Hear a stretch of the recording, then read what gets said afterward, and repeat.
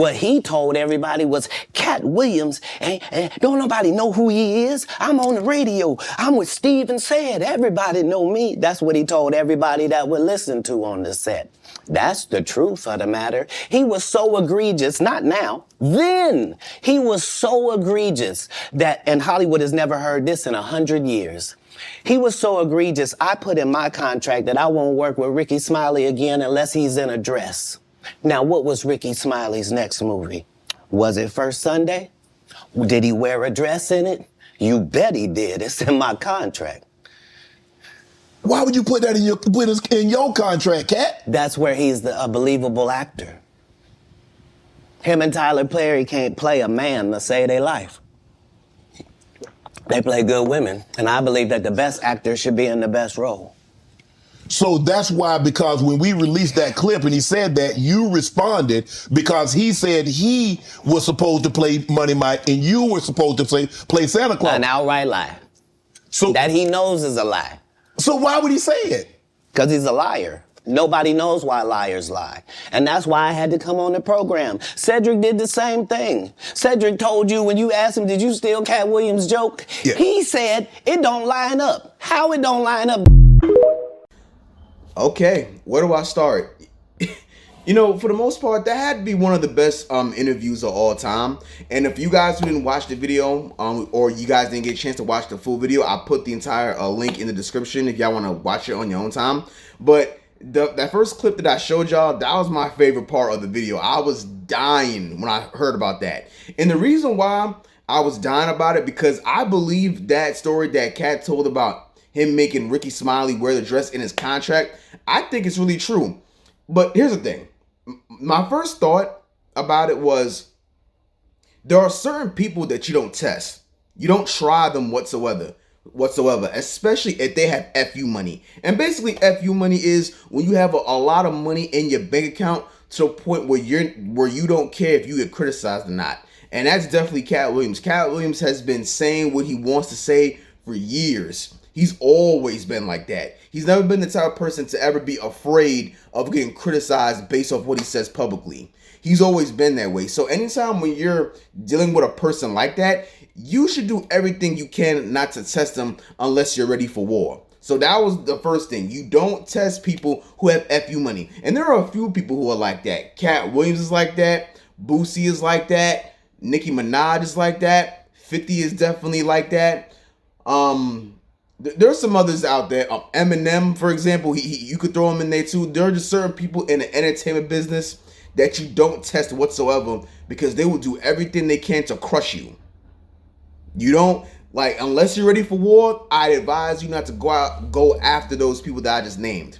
So reason number two that I also thought about was that you can't blame Cat for having this reaction. You gotta understand that for the last, 10 years, damn near, a lot of comedians in the entire entertainment industry has done everything they can to blackball the fuck out this guy. You know, saying that he's a problem, he's this, he's that, any negative thing they could for them to decrease his money, they've done so. So all that rage and all that resentment, it does come into play, and that's exactly what you saw in that damn interview. And you can't blame him whatsoever. You can't tell somebody how to react, especially when it's multiple of people attacking them. Listen, and another reason why Cat Williams also was getting blackballed outside the industry was because he likes to speak his mind. He's not gonna be one of those type of people that's just gonna do exactly what you say because you're paying him a check. Cat Williams has never been like that. That's why Cat Williams did everything he could to fund his own projects, and it actually benefited him because now not only can he do what he wants to do, he also gets most of the revenue for it. Think about it. That's why when some people, when they don't want to get a side hustle, I'm not saying you gotta be your own boss. I'm not saying that. But when I talk to people and they sit there and they tell me reasons as to why they're not really into making their own side hustle and they're just content with working one job and they never want to find extra ways to make money, this is why, my bad, noise outside. But this is one of the reasons why I don't really have a lot of respect for him, because the way the world is today and being how bosses can control your check at any moment, I don't understand why you don't start a side hustle. I don't understand why you don't start a side hustle, or you don't try to put yourself in a position to potentially be your own boss one day and create your own stuff. So you have to go through things like this. And that brings me to my third point.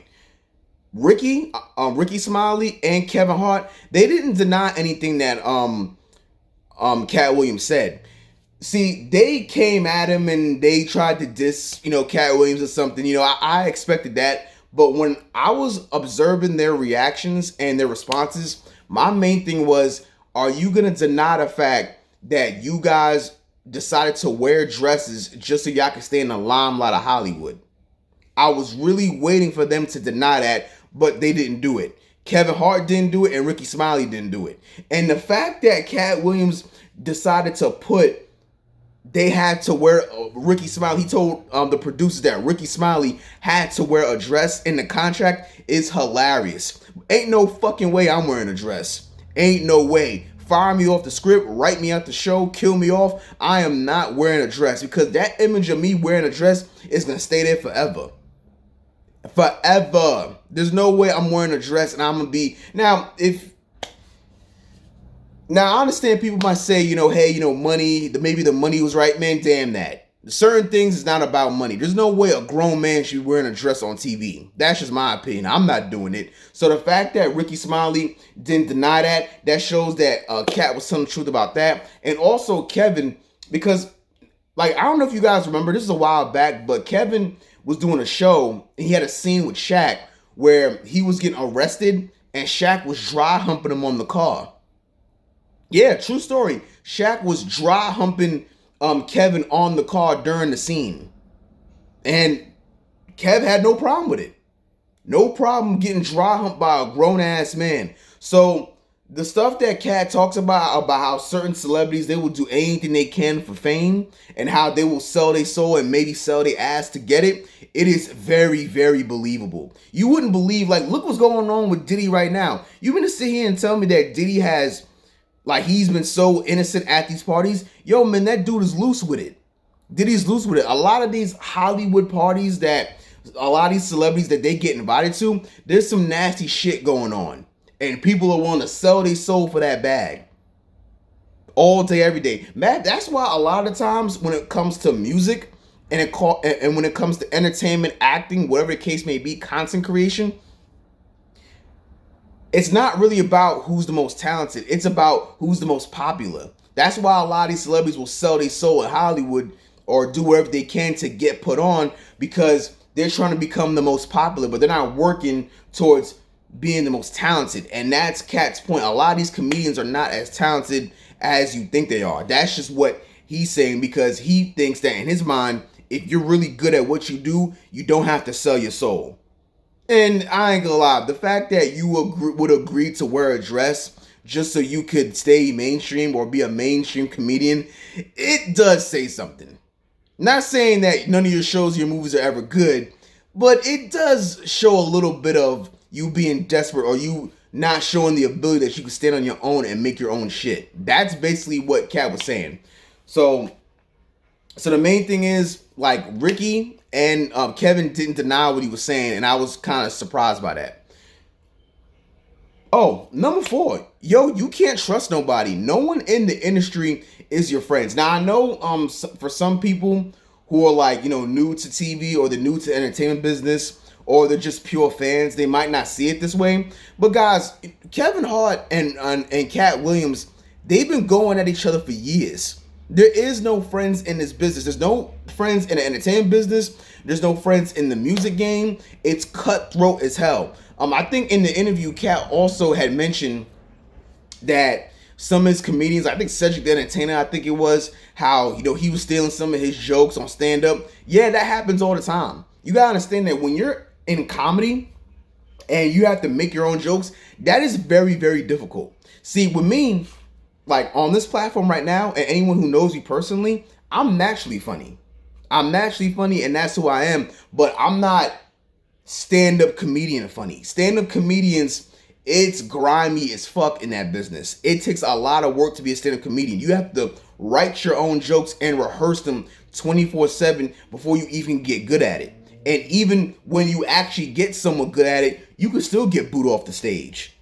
It is very, very difficult. So it doesn't surprise me that when Cat says, hey, you know, these guys stole some of my jokes. A lot of comedians told me that. Even comedians that you don't even know that I know, they've told me that some other guys have tried to steal their jokes from them.